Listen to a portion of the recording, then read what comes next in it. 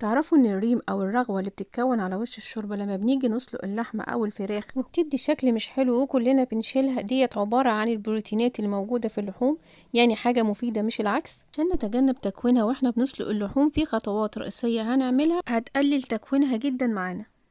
اول خطوة لازم نشوح اللحوم اللي احنا هنسلقها سواء الفراخ او اللحمة بمعلقة سمنة بلدي. احنا بنشوح الفراخ هنضيف عليها حبهان ومستكة ولوري. وتعرفوا كمان ان البصل مش بس بيدي طعم حلو للشوربة، لا ده هو المكون الاساسي في عدم تكوين الريم، يعني نتوصى كده واحنا بنحط البصل في الشوربة.